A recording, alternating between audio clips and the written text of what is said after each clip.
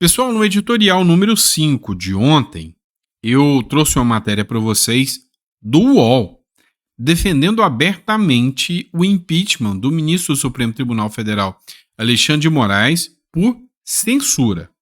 A matéria, do Walter Maierovic, dizia o seguinte: censura de Moraes contra reportagens é motivo para impeachment. Essa é a matéria. O Marco Antônio Costa fez alguns comentários. Bomba, colunista do UOL, afirma que censura imposta a Moraes a reportagens é motivo suficiente para impeachment. A situação está se complicando para Moraes. Além da direita, agora setores da esquerda estão exigindo o seu impeachment. A liberdade de imprensa e a democracia estão em jogo. Não podemos aceitar censura. Impeachment já. E aí, convocou-se uma manifestação para o dia 14 de julho, às 14 horas, em frente ao MASP. Lembrando que o Marco Antônio Costa foi o responsável pelo último evento que aconteceu, que não contou com o apoio do ex-presidente Bolsonaro, esse também provavelmente não conta, e aí a pauta foi exclusivamente o impeachment do Alexandre de Moraes. E aqui é interessante porque o argumento que ele traz é válido demais. Afinal, em momento algum, setores da esquerda haviam defendido o impeachment do Alexandre de Moraes abertamente, a não ser alguns jornalistas, como Glenn Greenwald, que defendeu abertamente, foi o primeiro a falar que há abusos por parte do ministro do Supremo Tribunal Federal, que causou um conflito até com a própria esquerda. Mas vamos lá, já que a gente está falando de conflito da esquerda, vamos falar de conflito da direita também. Aconteceu uma treta pesada, se é que a gente pode citar assim. Marcos Duval e Gilvan da Federal, ambos da direita, começaram a se estranhar dentro do Senado. Marcos Duval e Gilvan da Federal batem boca também no aeroporto. O senador Marcos Duval, que é do Podemos, e o deputado Gilvan da Federal, que é do PL do Espírito Santo, ambos do mesmo estado, tá? Discutiram na manhã dessa quinta-feira no aeroporto de Vitória, Eurico Salles de Aguiar, que é no Espírito Santo. A relação entre os parlamentares tem se mostrado cada vez mais hostil, visto que não é a primeira vez que ambos protagonizam um bate-boca em público. A informação foi divulgada por André Sadi, da Globo, e confirmada pelo Metrópolis. Gilvan contou para Sadi, ele mesmo declarou, que Duval teria procurado o deputado em busca de confusão. Ele me viu, saiu de onde estava e veio andando para trás de novo para arrumar confusão. Ele está procurando confusão porque está apagado no Espírito Santo, não tem credibilidade nenhuma e está procurando o holofote. Ao Metrópolis, Gilvan da Federal contou que Marcos Duval estava andando ao lado do senador Fabiano Contarato, que é do PT do Espírito Santo, quando avistou o deputado e começou a discussão. Quando olhou para trás, me viu e veio até a minha direção arrumar confusão, como fez na CCJ, e postou um vídeo mentiroso nas redes sociais dele dizendo que eu quis arrumar confusão. O vídeo que o Gilvan da Federal fala é esse vídeo aqui, onde aparece os dois aí com um certo estranhamento, os dois nitidamente em confusão. O Sóstenes Cavalcante aparece para tentar apaziguar, outros aparecem para apaziguar, parece que esse é o Girão que está de costas, senador Girão. E o Marcos Duval escreve o seguinte: nota de esclarecimento. O deputado Gilvan da Federal vai ao Senado arrumar confusão com o senador Marcos Duval. Não é novidade que o deputado Gilvan da Federal tem sido uma figura bastante polêmica na Câmara dos Deputados devido ao seu desequilíbrio e o comportamento agressivo e desrespeitoso. O deputado vem se envolvendo em uma série de conflitos e discussões acaloradas, causando desconforto, tanto nas comissões quanto no plenário. Entre os vários alvos do deputado estão Hamilton Mourão e Marcos Duval, que vem sendo constantemente provocado por meio de mensagens privadas, sempre com piadinhas, xingamentos e comentários em tons provocativos. Então, o Marcos Duval faz uma denúncia aqui e realmente houve um conflito entre o Girão e entre o Mourão, vice-presidente da República, e o Gilvan da Federal. Me chamou a atenção uma coisa, tá? E a gente precisa esclarecer. À época, o Mourão estava falando sobre o Bolsonaro. O Gilvan da Federal chegou até o Mourão e falou que o Mourão era uma vergonha. Que o Mourão tinha que ter dado todo o apoio ao Bolsonaro e não criticar o Bolsonaro, porque ele era vice do Bolsonaro.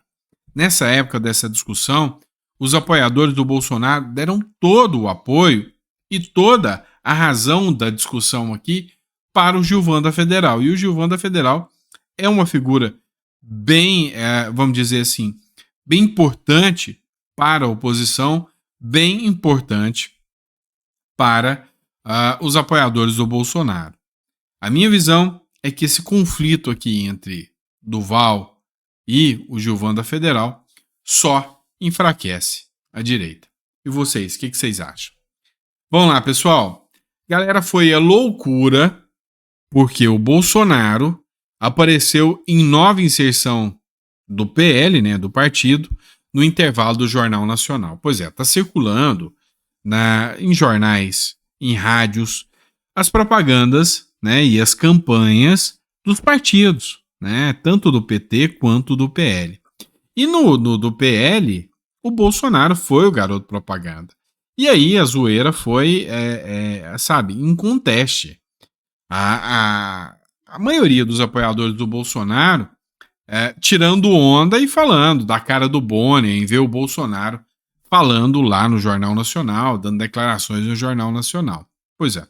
Eu não vou colocar aqui para vocês por questão de música de fundo, direitos autorais, mas para quem quiser, tá no próprio perfil do Bolsonaro. Quem quiser pode ir lá dar uma olhada também. Matéria do R7 agora. Vamos passando direto nas matérias. Moraes arquiva inquérito contra Google e Telegram por campanha contra a PL das fake news. Muitas pessoas me perguntaram, Sandro, você é a favor da decisão do Moraes arquivar esse inquérito? Não, não sou a favor. Para mim, esse inquérito jamais deveria sequer ter existido. O fato de arquivar já mostra uma abusividade. E por quê?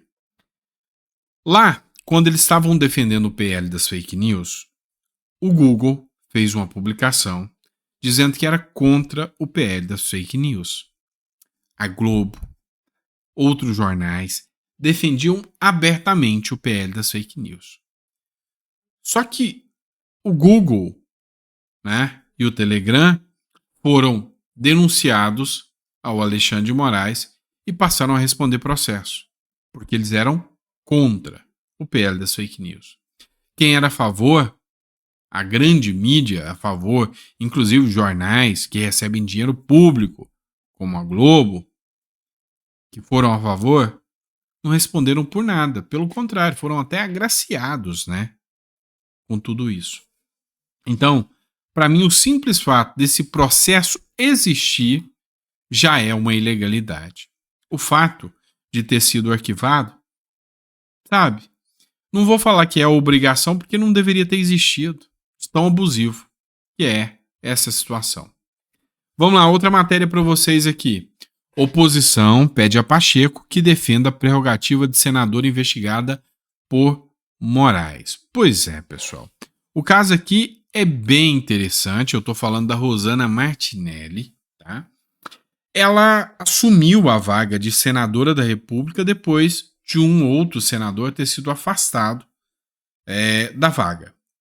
E ela tomou posse, sendo alvo de investigação do ministro Alexandre de Moraes pelos atos de 8 de janeiro. Segundo o ministro Alexandre de Moraes, ela incentivou os atos de 8 de janeiro. E aí ela teve suas redes sociais retiradas. Agora os senadores estão pressionando o Pacheco para que o Pacheco indague o Alexandre de Moraes sobre as prerrogativas da senadora. Afinal, como pode uma senadora da República não ter simplesmente suas redes sociais? É o caminho de comunicação com o público dela.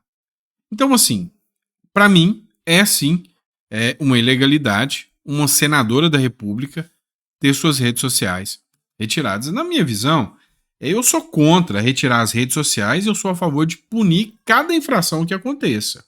Mas retirar as redes sociais, eu acompanho aqui, no caso, o ministro Marco Aurélio, ex-ministro Marco Aurélio de Mello, do Supremo Tribunal Federal, que diz que sim, é uma espécie de censura. E economia? Como é que tá o dólar? Só subindo. Pois é. Matéria do Infomoney. Dólar sobe a 0,38%, fecha a 5,46, o maior valor em quase 2 anos. É o efeito Lula. A declaração de Lula no início da tarde contribuiu para a alta. O dólar fechou em alta, frente ao real nessa quinta-feira, refletindo o avanço da moeda norte-americana no exterior, das declarações do presidente Luiz Inácio Lula da Silva sobre a reunião do Copom na véspera. A divisa fechou em 5,46. O que eu falei para vocês? Quem comprasse dólar ia ganhar dinheiro, tá? Então era nítido. Era óbvio que o Lula ia atacar mais uma vez o Campos Neto. Era óbvio que ao atacar o Campos Neto, o mercado ia reagir. E reagiu. Falei para vocês. Reagiu. Ainda tem o caso da ministra, que foi designada, né, a presidente da Petrobras, também vai ter reação. O próprio Felipe Dávila comentou isso aí, eu mostrei para vocês. Enfim, sabe, as máscaras estão caindo de tal forma que até o Bom Dia 247, um jornal de extrema esquerda, já está descendo a lenha no Haddad. Quem fez a publicação foi o Anderson Lima, MG, tá? É desse perfil que eu peguei a matéria. E ele escreveu o seguinte: é um desastre total. 1% da esquerda já percebeu que o governo é um fracasso. Finalmente, alguém da esquerda denunciou o entreguismo de Lula no Brasil 247. Olha só a sensatez aqui das críticas feitas ao Lula por um representante da esquerda. O que o Haddad está defendendo agora? Está defendendo ele e a Simone Tebet e boa parte da equipe do Tesouro, defendendo congelar a aposentadoria. Congelar a aposentadoria de mais de milhões de trabalhadores brasileiros. Veja, a FHC não fez isso, não teve coragem de colocar na lei. Collor não fez isso. Né? Nem o canarinha do Temer fez isso. Tá o Fernando Haddad defendendo abertamente. O Fernando Haddad defendeu ontem, gente, atacar o piso da saúde e da educação, e de novo, não são dados meus, dados do Tesouro, que é subordinado à Fazenda, fala que mudar os pisos constitucionais da saúde e da educação vai tirar até 500 bilhões de reais em 5 anos da saúde e da educação. 500 bilhões de reais, com B de bola, nos próximos 9 anos, atacar o piso da saúde e da educação. E para completar, Mário, essa coisa fantástica, o governo, ainda sob a liderança do queridíssimo Fernando Haddad, o governo está voltando a ter endividamento em dólar, estimulando uma tal de títulos verdes, que é, em nome de atrair capital estrangeiro, ele emite dívida em dólar. Pois é, pessoal, esse rapaz que está fazendo a denúncia aí, ele é um rapaz de esquerda, chama-se Jones, né? E eu achei interessante porque, apesar de esquerda, ele foi coerente. Ao ser um dos primeiros da esquerda, eu também vi a Maria Lúcia Fattorelli falando sobre a mesma coisa. Maria Lúcia Fattorelli também está fazendo muitas críticas ao governo Lula, inclusive criticando a emissão de títulos da dívida vinculados aos critérios da ESG. Ou seja, é o que ela acabou de falar, vinculando títulos da dívida a dólar. E aí, quando o dólar dispara, a nossa dívida dispara muito mais. É uma insanidade e uma burrice até sem tamanho. Pensa comigo. Vou te explicar uma coisa. Eu vou pegar um empréstimo, tá? Então, presta atenção comigo. Eu vou pegar um empréstimo. Quanto que eu vou pegar? Eu vou pegar $50 emprestado com você. Perfeito. Vou pegar $50 para pagar os juros sobre $50. Certo? Certo. Acontece que, se eu fizer uma péssima política monetária, o dólar vai subir. Agora imagina que $50, eu fiz aqui o cálculo, e eu vou pagar 1% sobre $50, certo? De repente, o dólar dobrou de valor. E o dinheiro que eu peguei perdeu o poder de compra. Mas eu vou continuar pagando os juros em dólar. Ou seja, eu vou pagar muito mais. Por quê? Porque a partir do momento que o dólar sobe de valor, o meu juro é muito além do valor do real que eu peguei. Então, o Jones faz essa denúncia aí. Então, depois vocês dizem que não tem gente de esquerda que é coerente. O discurso dele, sem sombra de dúvidas, muito coerente. A denúncia é justa, é válida e merece ser replicada, tá bom? E aí, se você gostou, curte, compartilha, manda para mais pessoas. Obrigado por me acompanhar. Mais um editorial. Meio-dia, estou de volta com mais publicações para vocês. Grande abraço.